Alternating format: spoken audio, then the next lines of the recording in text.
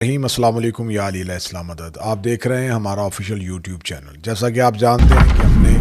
ایک سلسلہ گفتگو شروع کیا ہوا ہے جس میں مختلف قسم کے وہی اعتراضات جن کو بار بار دہرایا جاتا ہے، جن کے جوابات مدت سے ہماری مذہب کی جانب سے دیے جا چکے ہیں، دیے جا رہے ہیں اور انشاءاللہ دیے جاتے رہیں گے، لیکن پھر دوبارہ انہی اعتراضات کو ایک نئی شکل دے کے مختلف اس کی جہتیں بنا کے مختلف سوالات کی صورت میں انہی چیزوں کو صرف شیعہ تعصب اور شیعہ دشمنی میں ان کو زندہ کیا جاتا ہے۔ انہی سوالوں میں سے ایک سوال ہے ابو لؤلؤ فیروز کی شخصیت کے متعلق۔ ایک بات میں اپنے ناظرین کے گوش گزار ضرور کرنا چاہوں گا، چاہے ان کا کسی مذہب، کسی مکتب، کسی مسلک یا کسی فرقے، کسی گروہ کے ساتھ تعلق ہے، ایک بات ہمیشہ ذہن میں رکھیے گا کہ ہمارے ہاں مذہب جعفریہ میں، ہمارے ہاں مذہب اہل بیت میں ہم شخصیت پسند نہیں ہیں۔ ہماری کسی بھی شخصیت سے دوستی اور دشمنی کا معیار جو ہے وہ محمد و آل محمد علیہ السلام ہے۔ ہم رسول اللہ اور ان کی اہل بیت کو معیار سمجھتے ہیں، ان سے دوستی کرنے والے کو اپنا دوست سمجھتے ہیں اور ان سے دشمنی رکھنے والے کو اپنا دشمن سمجھتے ہیں۔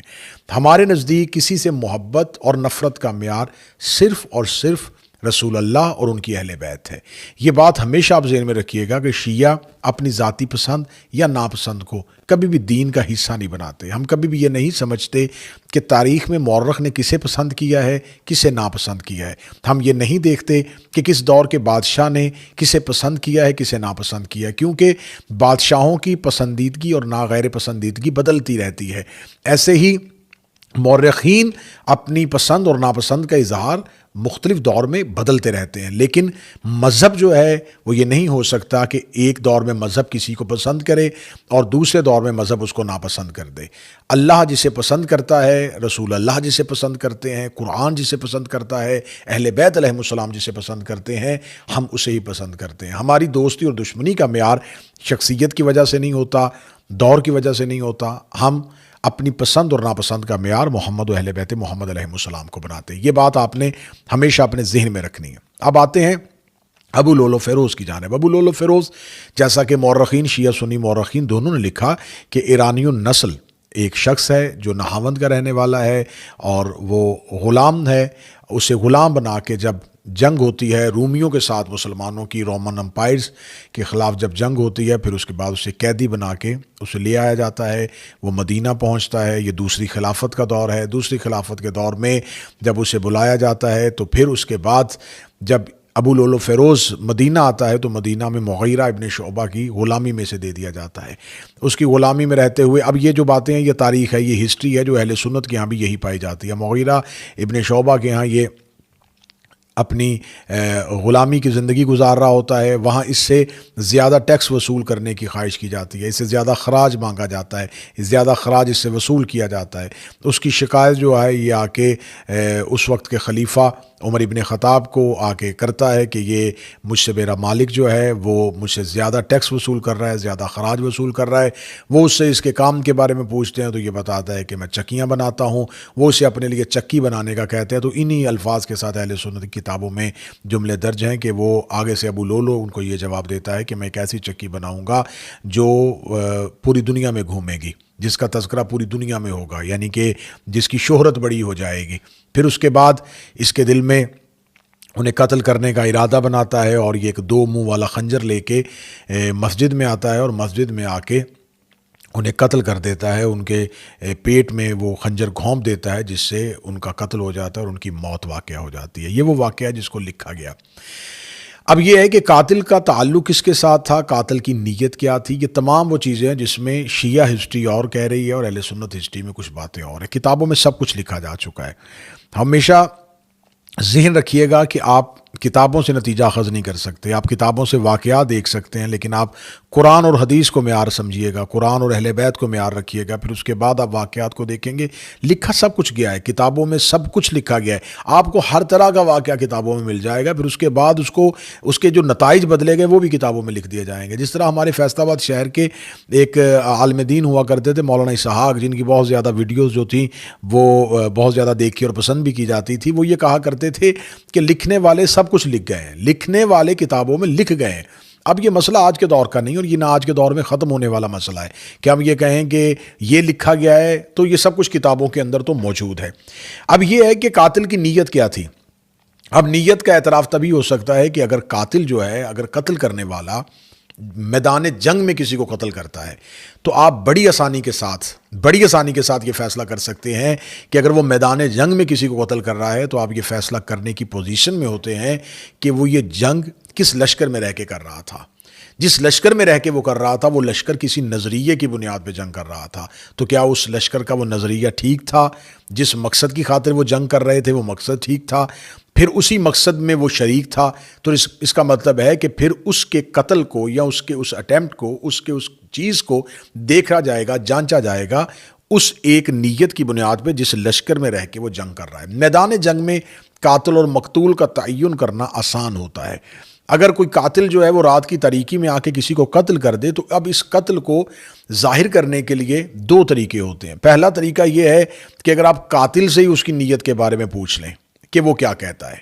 وہ کیا کہتا ہے کہ میں نے یہ قتل کس بنیاد پر کیا ہے، ذاتی مخالفت پہ کیا ہے، مذہبی اختلاف پہ کیا ہے، میں نے تعصب کی بنیاد پہ کیا ہے، میں نے حسد کی بنیاد پہ کیا ہے۔ تو قاتل اگر گرفتار ہو جاتا ہے اور وہ خود اعتراف جرم کر لیتا ہے تو یہاں سے تعین ہو سکتا ہے کہ قاتل کی نیت میں کون سی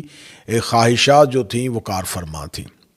دوسرا طریقہ یہ ہوتا ہے کہ آپ جب کسی کو دیکھتے ہیں قتل کرتے ہوئے تو اس کو قتل کرتے ہوئے آپ یہ فیصلہ اس لیے آسانی سے کر لیتے ہیں کہ وہ قاتل، جیسا کہ میں نے پہلے بیان کیا، کہ وہ کس نظریے کی حمایت میں یہ قتل کر رہا تھا، وہ کس ایک لشکر، کس گروہ کے ساتھ تھا، اور وہ کس نظریاتی جنگ میں تھا جس کی بنیاد پر اس نے میدان جنگ میں یہ قتل کیا۔ اب یہاں پر ابو لولو فیروز کا قتل تاریخ نے لکھ دیا، اس کے بعد ابو لولو فیروز کا وہاں سے چلے جانا، اہل سنت تواریخ نے، کسی نے لکھا کہ اس نے خود کو مار لیا تھا، کسی نے لکھا کہ اس کو قتل کر دیا گیا تھا، اور کسی نے لکھا کہ وہ وہاں سے چلا گیا اور جا کے اس نے ایران میں جا کے دوبارہ پناہ لے لی، اور آج بھی کاشان میں اس کا مدفن ہے۔ تو یہ وہ تمام باتیں ہیں جو ہسٹری میں آ گئی۔ لیکن تاریخ نے یہ بھی لکھا کہ اس قتل کے بعد عمر ابن خطاب کے بیٹے عبید اللہ ابن عمر نے 3 لوگوں کا قتل قصاص کے مطالبے میں کیا۔ ایک اسی ابو لولو کی بیٹی کا قتل کیا، اور اس کے ایک ساتھی کا قتل کیا، اور ایک اس کے ساتھ اس کے غلام کا قتل کیا۔ یہ 3 قتل جو ہیں وہ قصاص کے مطالبے میں کر دیے گئے کہ اگر جس طرح اسلام کے ہاں قصاص ہے کہ اگر آپ کسی کا قتل کرتے ہیں تو اس کا وارث جو ہے وہ بدلے میں وہ خون کا بدلہ خون کی صورت میں لیتا ہے، وہ قتل کا بدلہ قتل کی صورت میں لیتا ہے۔ تو اس کا اسلام اجازت دیتا ہے کہ اگر آپ کا وارث جو ہے وہ قصاص کا مطالبہ کرے تو شرعی حکومت جو ہے وہ قصاص کے اس مطالبے کو تسلیم کرتی ہے۔ خون کا بدلہ خون، اسلام بڑا ایک بہترین دین ہے، اسلام ایک بہترین دستور ہے، ایک آئین ہے، مکمل ضابطۂ حیات ہے۔ اب یہاں پر ابو لولو کی زندگی کے بارے میں یہ واقعات لکھ لیے گئے، لیکن نہ ہی اعتراف دکھایا گیا کہ اس نے یہ اعتراف کیا ہو، اور نہ ہی یہ بتایا گیا کہ وہ کسی میدان جنگ میں تھے۔ میں سوال کرنا چاہوں گا کہ یہ وہ واقعات ہیں جن کے نتائج آپ خود اخذ کر رہے ہیں، جس کے نتائج آپ خود لے رہے ہیں، آپ خود لے رہے ہیں اس بات کے نتیجہ کہ اس نے اس لیے کیا ہوگا، یہ کام، اس کی نیت یہ ہوگی اور یہ ہوگی۔ میں آپ کو کچھ قتل ایسے بتاتا ہوں جو برملا کیے گئے ہیں، جو بالکل ظاہراً کیے گئے ہیں۔ آپ آج تک اس قاتل کے بارے میں تو کوئی تعین نہیں کر سکے، آج تک آپ اس قاتل کے بارے میں تو نہیں بتا پا رہے۔ آپ کیوں نہیں بتاتے کہ جنگ صفین میں جب حضرت عمار بن یاسر جو ہے وہ مولا علی کے لشکر میں شہید ہو جاتے ہیں،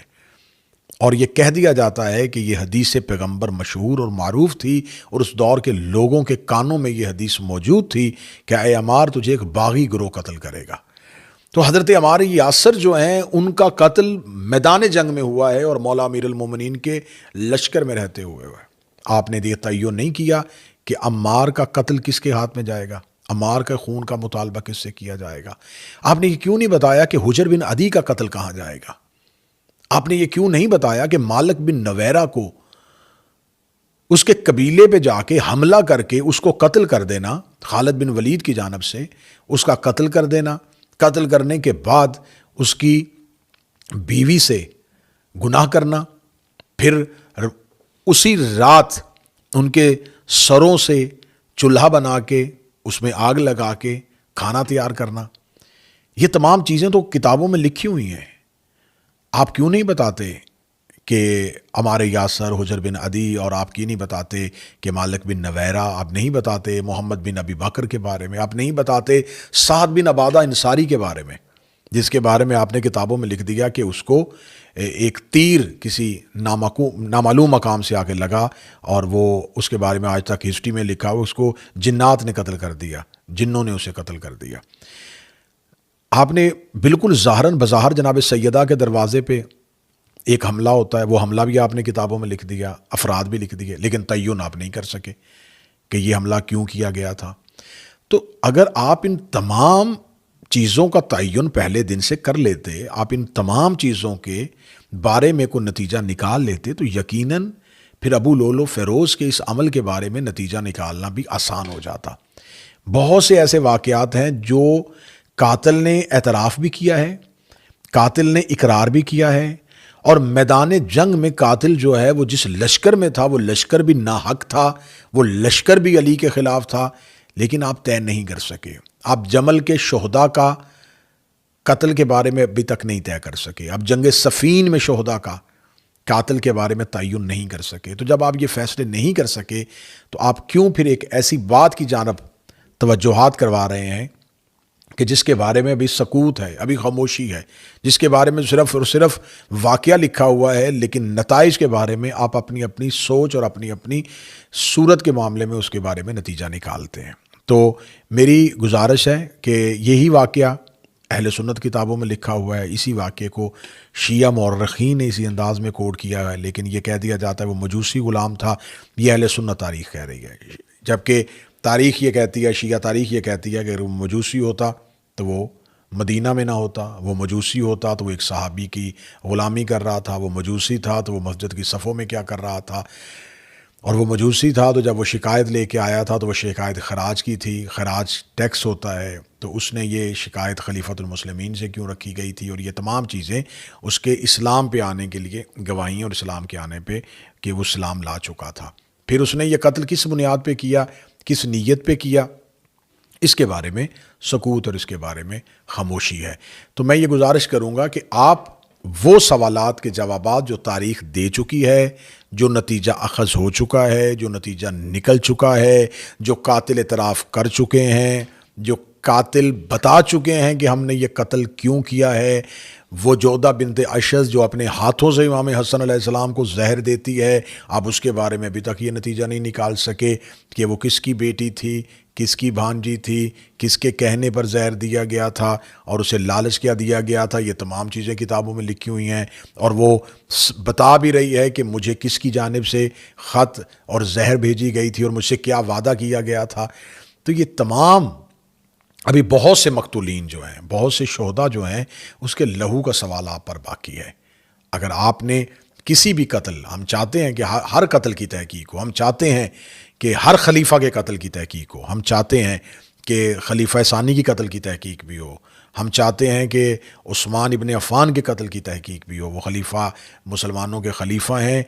اس قتل میں بھی تحقیق ہونی چاہیے، تیسرے خلیفہ کے قتل میں بھی تحقیق ہونی چاہیے کہ حضرت عثمان کا قاتل کون تھا، انہیں کس کی جانب سے دھمکی دی گئی تھی، کس نے ان کے بارے میں کہا تھا ایک تشبیہ دینے کے بعد کہ اسے قتل کر دیا جائے، وہ یہ نعرہ کس کی جانب سے جاری ہوا تھا۔ یہ تمام تحقیقات ہونی چاہیے، لیکن آپ تحقیقات کا دروازہ صرف ایک سائڈ پہ نہ کھولیں، دونوں سائڈ پہ کھولیں۔ اگر آپ نے تحقیق کرنی ہے تو آپ رسول اللہ کی زندگی سے شروع ہوں، آپ زہر پیغمبر سے شروع ہوں کہ رسالت مآب کو زہر دینے والے افراد کون سے تھے، رسالت مآب کو تکلیف دینے والے افراد کون سے تھے، اس کے بعد جناب سیدہ رسول اللہ کی بیٹی کے دروازے پہ آنے والے کون تھے، جناب سیدہ کے شکم مبارک کو،